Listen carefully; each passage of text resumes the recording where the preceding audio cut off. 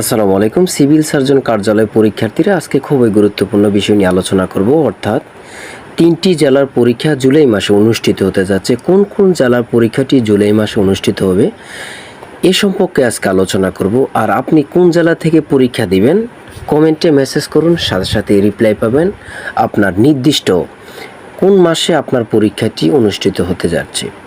অর্থাৎ আপনি যদি সিভিল সার্জন কার্যালয়ে পরীক্ষার্থী হয়ে থাকেন, আপনার পরীক্ষা সম্পর্কে জানতে কমেন্টে মেসেজ করুন, সাথে সাথে আনসার পাবেন। আর অবশ্যই সিভিল সার্জন কার্যালয়ে পরীক্ষার্থী হয়ে থাকলে আমাদের চ্যানেলটি সাবস্ক্রাইব করে আমাদের সঙ্গে থাকলে সিভিল সার্জন কার্যালয়ে যে কোনো সমস্যা সমাধান আমরা সবার আগে ভিডিও দিয়ে রাখি। চ্যানেলটি সাবস্ক্রাইব করে রাখুন, সবার আগে নোটিফিকেশন আপনার কাছে চলে যাবে। এখন মূল কথা হচ্ছে 3টি জেলা জুলাই মাসে পরীক্ষা অনুষ্ঠিত হবে। কোন কোন জেলা? তার আগে বলে রাখি, বাংলাদেশের 66 জেলার জন্য 66 সাজেশন তৈরি করেছি। সিভিল সার্জন কার্যালয়ে যারা পরীক্ষা দিবেন, যে জেলা পরীক্ষা এমসিকিউ হবে ওটা এমসিকিউ সাজেশন পাবেন, যে জেলার পরীক্ষা লিখিত হবে ওটা লিখিত সাজেশন পাবেন। আমাদের সাজেশন থেকে শতভাগ কমন পড়ে বিগত সালে যে পরীক্ষাগুলো হয়েছে, অর্থাৎ বিগত মাসগুলোতে যে জেলাতে পরীক্ষাগুলো হয়েছে 90% উপরে আমাদের সাজেশন থেকে কমন পড়েছে।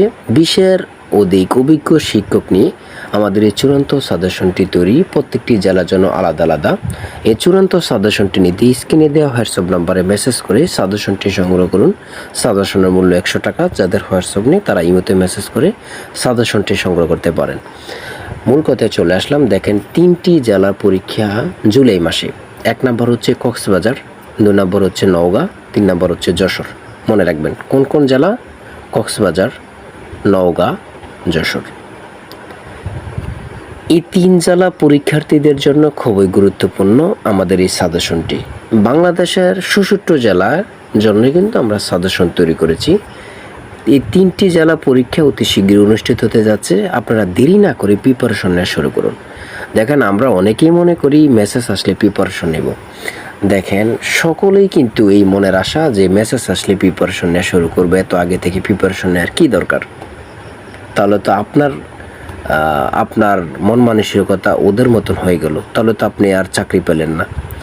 আপনার মন মানসিকতা এবং চাকরি পাওয়ার আশা থাকলে ওদের সকলের আশা থেকে আপনার আশাটা ব্যতিক্রম হতে হবে, তাহলে আপনি চাকরিটা পেতে পারবেন।